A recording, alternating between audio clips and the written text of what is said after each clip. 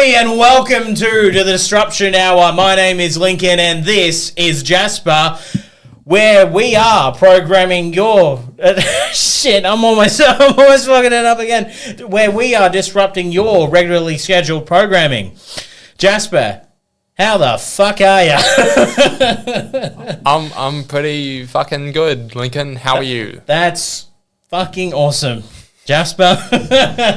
So this one is actually going to be a real quick one because we've got some personal shit that we've got to deal with. We've got about a third of the full podcast, so this is going to be a quick bite-sized version for your folks. Yes, exactly. So it won't be an hour. It will just be how it is. So now you got into some interesting stuff. It's interesting content in your free time. Mm-hmm. What did you watch?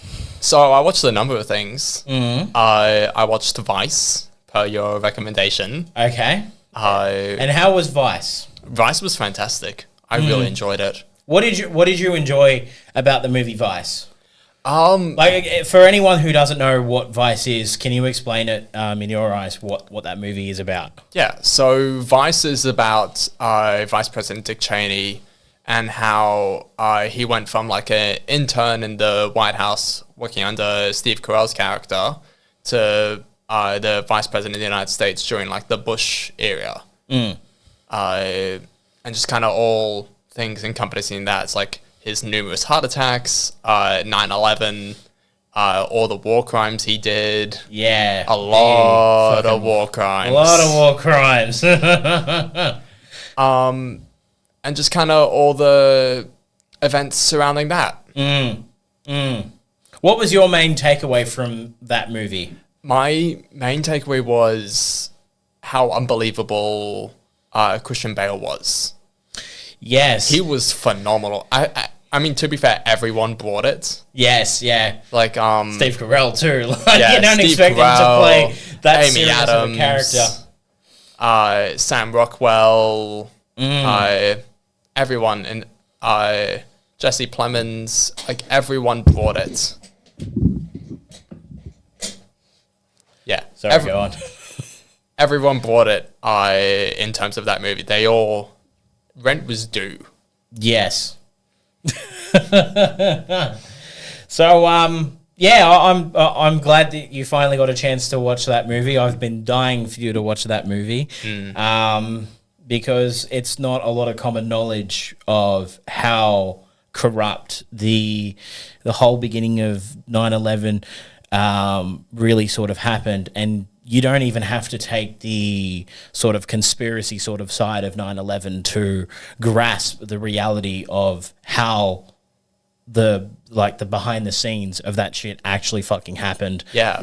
And, it's just a shame. It's just a damn shame that that's how it all went down. But it is, and, it was a story that needed to be told. Yeah, it didn't feel very conspiracy heavy. It was like, this is the true version of what's happened. It wasn't like sensationalist in that. It was very respectful, raw, and just kind of very bare bones about what happened, and just kind of everything encompassing that. Yes. So you've been also watching Doctor Who? What have you been enjoying the recent edition?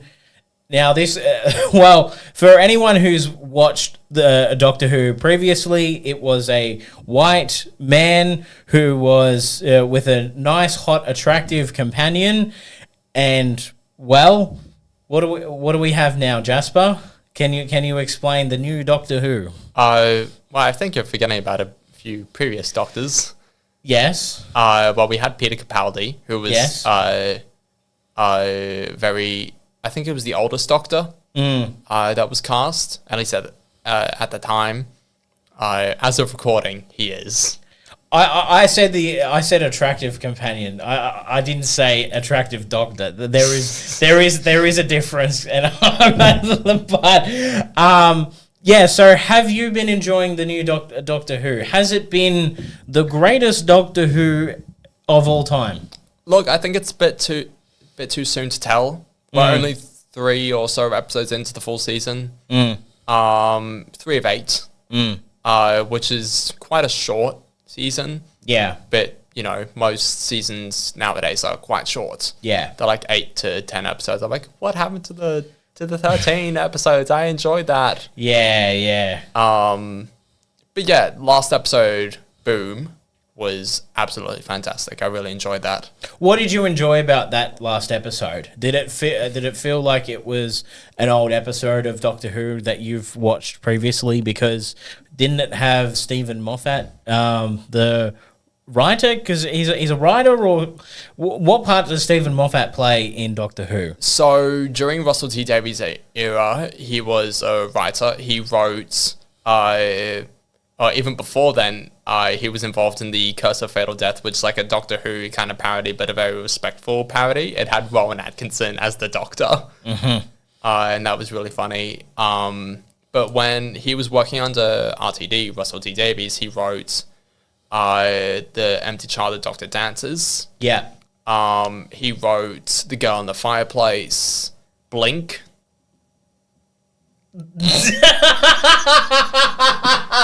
I'm not telling you to blink. Yeah, well, no. Well, you paused, and it felt right at the moment. I was hoping for like a oh wow reaction. He wrote that. Well, it was the way you said it. Like you go, and he blinked. I'm sorry. Yes, I'm sure it was great. Yeah. The Silence of the Library, Forest of the Dead, and then once Russell T Davies left, he became the showrunner for a number of seasons until 2017, until he left and Chris Chibnall took over. Oh, okay. But this is his first time back writing for Doctor Who since he left. Okay. It was very much a self-contained episode. It was basically 45 minutes of tension, and it was fantastic tension.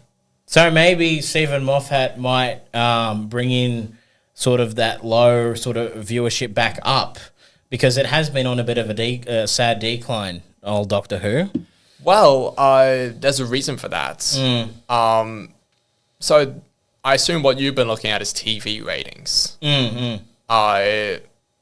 But Doctor Who is now showing on Disney Plus. Yeah. So you have all that kind of crowd, and we don't know how well that's been received in terms of ratings, because online content doesn't really get ratings. Yeah. Like in the same way a TV show does. Well, it is, and it's weird how streaming platforms do that. How they will not be transparent about each show that they do. It's very, very weird. It's so weird, and they'll be cancelling shows. They're like, wait, I thought this was popular. Why are they cancelling it? Yeah, maybe if you were actually more transparent about what's popular and what's not, maybe, the audience or people can decide, okay, we do enjoy this or we don't enjoy this. Yeah. So it's very silly that they don't do that. Disney's very prevalent in hiding the ratings. They will not share anything. To be fair, Netflix is also very stingy about releasing details like that. Yes. I think Netflix kind of started it. Yeah, Netflix because they were the first streaming platform, but yeah, Disney took it to a whole new level of secrecy. Yeah.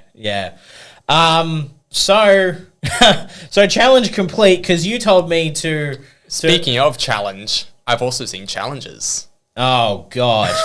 Wow, way to segue in the middle of my segue, but go on. No, you do this. I watched challenges in cinemas. And how was the threesome?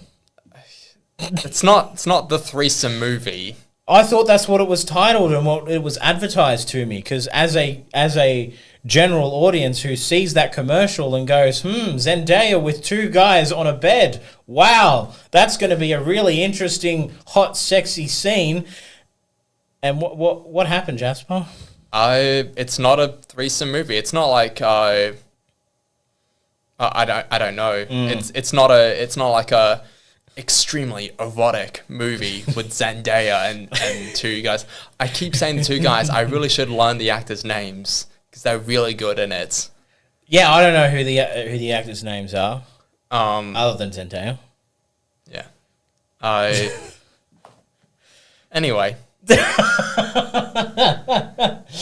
All right, thanks for cutting into my segue. No worries. That's fine. You told me to watch Queer Eye.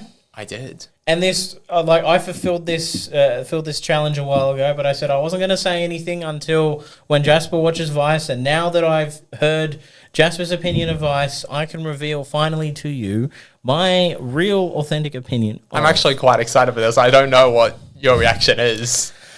Okay. This is very much an Andrew Garfield, No Way Home kind of reveal, and that I don't know what it's going to be.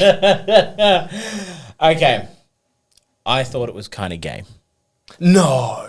A gay show? What? With 5 gay guys? Yeah, five and the title is Queer Eye? What? No way. I can't wait for Straight Eye. This is a M. Night Shyamalan level twist. Holy moly. Well, look, the first episode that I watched was like the very, very first episode. Was, about a guy who has not been able to go out in life and kind of like he had this friend who he's been kind of talking to, but he's been like, kind of scared to like actually talk to her because like, all he does is just sit in his home and eat like the most crappiest forms of food. And, as soon as... Not MasterChef level quality. No. So when the Queer Eye team steps in and says, "We're gonna fix you, motherfucker," and so they did. It's a lot more street than I'm remembering. so they did. Now, I will say that I can see why people like that show. It's very wholesome. It's very wholesome. It's very good. It's reality television that is good when nothing else is on.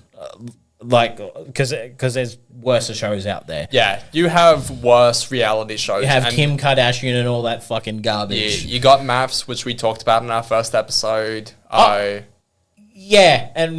Queer Eye more fits into that very light entertainment. Like it's like if you're in a happy mood, you want to keep that going. That's a good show to watch. If you want to be happy and just like watch people improve themselves. Yes, but for me personally, you said there was no over gayness or anything like that, and there was a bit of it. So there's a scene where they go into like a mattress.